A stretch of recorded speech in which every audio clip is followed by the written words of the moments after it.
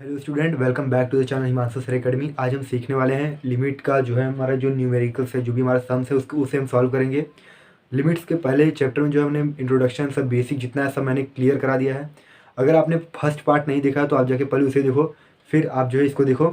चलो अब हम शुरू करने वाले हैं लिमिट का जो है फर्स्ट क्वेश्चन। यहाँ पे लिमिट का फर्स्ट क्वेश्चन ये है, ठीक है। कैसे सॉल्व करना है मैंने बताया है, तो यहाँ पे ध्यान से देखना। यहाँ पे दिया है limit z tends to -3 square bracket में root of z plus 6 upon z. दिखने में कठिन डिफिकल्ट दिख रहा है लेकिन एक्चुअल में है नहीं। देखो यहाँ पे करना क्या, मैंने हमेशा बोला है कि लिमिट को कोई भी समय पहले आप वैल्यू को पुट करके देखो। अगर आप वैल्यू पुट करने पे डिनोमिनेटर यानी जो नीचे वाला है वो जीरो नहीं आ रहा है तो आप वैल्यू पुट कर दो, और अगर वैल्यू पुट करने में जीरो आ रहा है तो हम किसी और तरीके से सॉल्व करेंगे। तो यहाँ पे अगर हम z का वैल्यू पुट करेंगे तो -3, जीरो नहीं आ रहा है तो हम यहाँ पे वैल्यू डायरेक्ट पुट कर सकते हैं। तो डायरेक्ट पुट कर दो, और क्या करना है यहाँ पे देखो, रूट z -3 है तो -3, यहाँ पे रखा हो +6 है तो +6 अपॉन अंडर रूट में यहाँ पे z की जगह -3 रखा। इसको सॉल्व करेंगे तो क्या होगा हमारा, इसको सॉल्व करने पे जो है हमारा आएगा -3 + 6 क्या होता है, रूट ऑफ -3 अपॉन -3, ठीक है। इसको और अगर हम सिंप्लीफाई करेंगे तो यहाँ पे हम इसको लिख सकते हैं, तो मालूम है 3 को जो है हम इस तरीके से लिख सकते हैं, √3 × √3 मल्टीप्लाई होकर 3 ही आएगा। तो हम इसको इससे रिप्लेस कर सकते हैं, तो लिखेंगे √3 × √3 डिवाइड बाई √3 ऊपर जो है, और यहाँ हम माइनस को जो है न्यूमरेटर में दे देंगे, ये इससे कैंसिल हो जाएगा। तो बचेगा हमारा जो है -1 अपॉन √3। ये हमारा आंसर आ गया। देख सकते हो बहुत सिंपल है। यहाँ पे हमने क्या किया, डायरेक्ट जेड का वैल्यू सब्सटीट्यूट कर दिया। क्यों? क्योंकि डिनोमिनेटर जीरो नहीं आ रहा है तो इसीलिए हमने डायरेक्ट वैल्यू पुट कर दिया है। फिर उसके बाद हमने इसको सॉल्व किया, तो यहाँ पे -3 था, इसको हमने सॉल्व किया, रूट ऑफ -3 आया, फिर नीचे -3 था। फिर यहाँ पे हमने क्या किया, ये जो माइनस है इसको मैं एक सेकंड थोड़ा दूर लिख रहा हूँ यहाँ पे ताकि आपको क्लियर समझ में आए। ये जो √3 था इसको √3 ऐसे ही लिखा। फिर ये जो -3 है इसको हमने जो है √3 × √3 किया, मल्टीप्लाई करने पे यही आएगा, तो हम इसको अलग कर सकते हैं। यहाँ पे माइनस था तो हमने क्या किया, इस माइनस को जो है हमेशा न्यूमरेटर में रखते हैं तो इसको न्यूमरेटर में भेज दिया, और ये हमारा -1 अपॉन √3 आया, कैंसिल होकर एक √3 से कट जाएगा तो -1 अपॉन √3 आंसर आएगा। तो इस तरीके से करना था। चलो हम सेकंड सम देख लेते हैं। सेकंड सम कैसे करना है, यहाँ पे देखो, पहले आप इसको देख लो, स्क्रीनशॉट ले लो, ठीक है। सेकंड सम देखो, यहाँ दिया if limit x tends to 4। यहाँ पे हमारा जो है लिमिट दिया है, इसको कैसे सॉल्व करेंगे ध्यान से देखना। यहाँ पे मैंने एक फॉर्मूला बताया था पार्ट 1 में, कि एक फॉर्मूला बताया था, क्या होता था, लिमिट x टेंड्स टू, एक सेकेंड, या मैंने आपको एक फॉर्मूला बताया है, limit x tends to a bracket में xn - an upon x - a है, तो इसका फॉर्मूला क्या होता है, n - 1, ठीक है। ये जो है इसको उठा के यहाँ पे रखेंगे और -1 कर देंगे, और जो n है इसको आगे ले लेंगे। तो बस यही फॉर्मूला को हमें सब्सटीट्यूट करना है। क्यों? क्योंकि देख सकते हैं यहाँ पे हम लिमिट x टेंड्स टू 4 है, जहाँ पे कांस्टेंट नंबर है, x के पावर में n है माइनस किसी कांस्टेंट नंबर a, यानी क्या होता है कांस्टेंट नंबर, a के पावर में भी n है अपॉन x - 4, तो x - a की जगह क्या है 4, तो 4 फिर इज इक्वल टू 48। तो हम इसको यहाँ पे एक साइड में लिख लेते हैं, limit x tends to 4 bracket में xn - 4 का पावर n अपॉन x - 4। हमें फाइंड क्या करना है, हमें फाइंड करना है जो है वो n फाइंड करना है। क्या फाइंड करना है, हमें n फाइंड करना है। ये जो n है ना, इसका वैल्यू फाइंड करना है। कैसे करेंगे ध्यान से देखना। यहाँ पे सिंपली हम ये फॉर्मूला अप्लाई करेंगे, ये वाला जो फॉर्मूला है हमारा, इसे हम अप्लाई करेंगे। तो देखो यहाँ पे an मतलब ये वाला चीज़ उठा लेना है। देखो यहाँ पे, तो हम यहाँ पे a की जगह क्या है, a की जगह पे 4 है, पावर में n है तो n रहने दो, उसमें से -1 हो जाएगा, -1 हो जाएगा। और क्या बोला है, जो हमारा n है, जो यहाँ पे n है, देखो सेम है ना, n, तो n हमें आगे ले लेंगे। यहाँ पे n को हम आगे ले लेते हैं क्योंकि यहाँ पे भी देखो आगे है, फॉर्मूला हम अप्लाई कर रहे हैं। फिर इज इक्वल टू 48। अच्छा, यहाँ पे n क्या है, n हमारा जो है n belongs to natural number, n कोई भी एक नेचुरल नंबर है, 1 2 3 कोई भी नंबर हो सकता है। तो हमें यहाँ पे n का वैल्यू फाइंड करना है।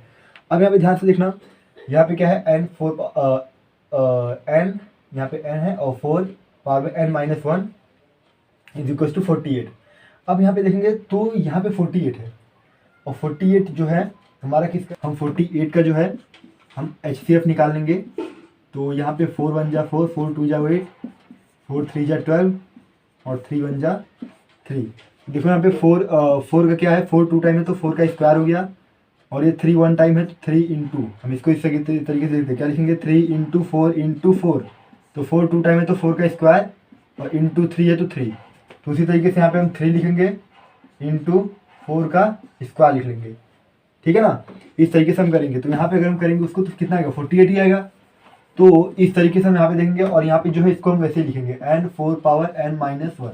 अभी यहाँ पे ध्यान देना, यहाँ पे 2 है, 2 है तो अगर हम इसको इस तरीके से लिख सकते हैं 3 इंटू 4 और 2 है तो इसको हम लिख सकते हैं कि 3-1 लिख सकते हैं, ठीक है।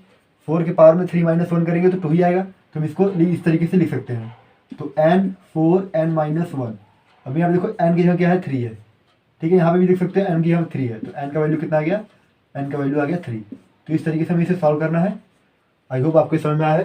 तो यहाँ पे आप देख सकते हो हमने क्या किया, हमने जस्ट इस लिमिट को लिखा। यहाँ पे n जो हमारा कोई नेचुरल नंबर हो सकता है, हमें n फाइंड करना था, तो हमने ये फॉर्मूला अप्लाई किया। ये वाला जो फॉर्मूला है, यहाँ पे हमारा जो a पावर n था तो a हमारा 4 है और n है तो n लिखेंगे -1। उसमें से देखो ये फॉर्मूला में दिया है ना, -1 और n है तो यहाँ पे n, तो यहाँ पे भी हमने n लिखा, ये दोनों मल्टीप्लाई में है। फिर यहाँ पे 48 ऑलरेडी दिया हुआ है, तो यहाँ पे 48 लिखे। फिर उसके बाद हमने इसको जो है क्या किया, इसका हमने HCF ले लिया, HCF, ठीक है, 4 से लिया। तो HCF लेने में हमारा कितना आया, 3 इंटू 4 का स्क्वायर, मतलब 3 इंटू 4 इंटू 4, तो 4 का स्क्वायर इंटू 3, तो 3 हमारे यहाँ पे लिख लिया और 4 का स्क्वायर मतलब 4 का पावर 2 है, तो 2 को हम 3-1 लिखेंगे तो भी 2 ही होता है। तो 3-1 लिखा है। यहाँ पे n देखो हमने कंपेयर किया, मतलब यहाँ पे लिख सकते हैं comparing on both side, comparing on both side. तो हमने जब दोनों साइड कंपेयर किया तो n का वैल्यू 3 आया। तो इस तरीके से लिमिट सॉल्व करना था।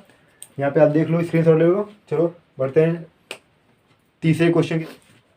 हेलो स्टूडेंट, यहाँ पे हमारा लिमिट का थर्ड क्वेश्चन है। थर्ड क्वेश्चन देखो क्या दिया हुआ है, limit z tends to -5 square bracket में 1/z+1/5 दिया है और अपॉन z+5 दिया है। तो यहाँ पे अगर हम मैंने पहले बोला है कि कोई भी लिमिट क्वेश्चन है, पहले वैल्यू को पुट करके देखो।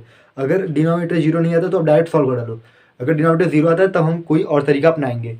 तो यहाँ पे भी अगर हम वैल्यू सब्सटीट्यूट करेंगे तो देखो z का वैल्यू का -5 डालते हैं तो -5 + 5 क्या आ जाएगा, -5 + 5 0 आएगा, 5 में से 5 गया 0 आएगा। तो जब डिनोमिनेटर 0 आ गया तो हम किसी और तरीके से सॉल्व करेंगे, इसको कैंसिल करके कुछ भी करके हम लाएंगे। तो यहाँ पे देखो कैसे करेंगे हम इसको, वैल्यू हम पुट नहीं करेंगे, क्यों, क्योंकि डिनोमिनेटर 0 आ रहा है, इसीलिए वैल्यू पुट नहीं करेंगे। अगर नहीं आता तो हम वैल्यू पुट कर सकते थे। तो चलो हम इसको किसी और मेथड सॉल्व करते हैं, सिंप्लीफाई करते हैं। यहाँ पे लिमिट z टेंड्स टू -5 दिया है, -5 ब्रैकेट में, इसको देखो हम इसको इससे मल्टीप्लाई कर दें तो 5 आएगा और इसका इससे कर देंगे, मालूम है ना ये बेसिक है, प्लस z का इससे तो 5 + z हो गया और इन दोनों का आपस में कर देंगे तो 5z आ गया, ठीक है। अपॉन z+5 है तो z+5 को 5 ही आने देंगे और इसको इस तरीके से हम लिख लेंगे।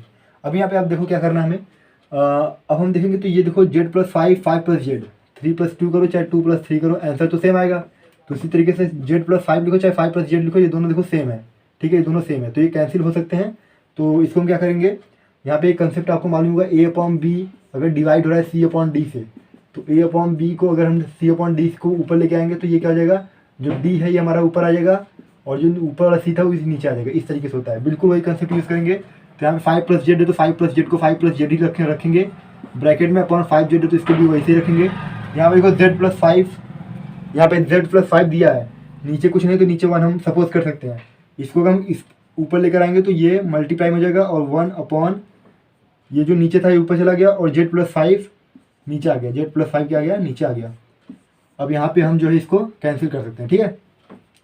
तो 5 + z z+5 दोनों सेम ही है, तो इसको हम कैंसिल कर देंगे और यहाँ पे जो लिमिट है उसको हम लिखेंगे, भूलना नहीं है लिमिट लिखना, ठीक है। अब हम क्या करेंगे, अब यहाँ पे ध्यान देना, एक सेकेंड इसको मैं इरेज कर देता हूँ।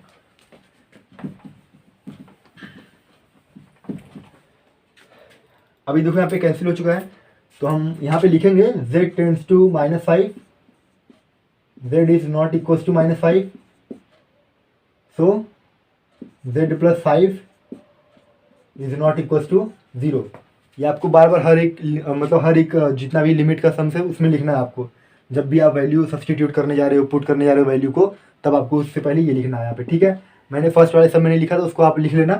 तो यहाँ पे आप देखो लिमिट z टेंड्स टू -5 है, अब हम यहाँ पे वैल्यू सब्सटीट्यूट कर सकते हैं, क्यों, क्योंकि देखो अगर हम इसमें यहाँ पे देखो क्या आता है हमारे 1 अपॉन, ये कैंसिल हो गया ना, तो यहाँ पे आएगा 1/5z ब्रैकेट में limit z tends to -5, z tends to -5। अब हम करेंगे तो देखो 0 नहीं आएगा, तो हम सब्सटीट्यूट कर सकते हैं। मैंने बोला था ना डिनोमिनेटर 0 नहीं आना चाहिए, तो यहाँ पे हम करेंगे तो 1/5 इंटू -5, इसका वैल्यू आएगा 1/-25। तो इस तरीके से होता है, आप यहाँ पे देख सकते हो। लिमिट z टेंस टू -5, इसको हमने वैल्यू सब्सटीट्यूट करा, क्यों? क्योंकि डिनोमिनेटर 0 नहीं आ रहा है, तो हम कर सकते हैं। तो यहाँ पे हमने किया तो 1/-25 आया। ठीक है, या इसको हम इस तरीके से लिख सकते हैं -1/25। ठीक है, -1/25। और यहाँ पे याद रखना, जब भी आप वैल्यू सब्सटीट्यूट कर रहे हो तो यहाँ से लिमिट हमारा हट जाएगा। जब भी हम वैल्यू को पुट करेंगे तो जो लिमिट है ये चीज़ हमारा ये हट जाएगा। देखो यहाँ पे हमने तब तक रखा है जब तक नहीं किया है, और जब हम वैल्यू को सब्सटीट्यूट कर रहे थे, पुट कर रहे हैं, तो हम यहाँ पे लिमिट को हटा दिए हैं। ठीक है, यहाँ पे अब इसको अच्छे से लिखना। ठीक, तो यहाँ पे आया हमारा आंसर -1/25, ये हमारा आंसर हो गया। ठीक है, और ये बार बार लिखना है आपको, तो इसको ध्यान देना और ऐसे करना है। चलो अब हम बढ़ते हैं नेक्स्ट क्वेश्चन की तरफ।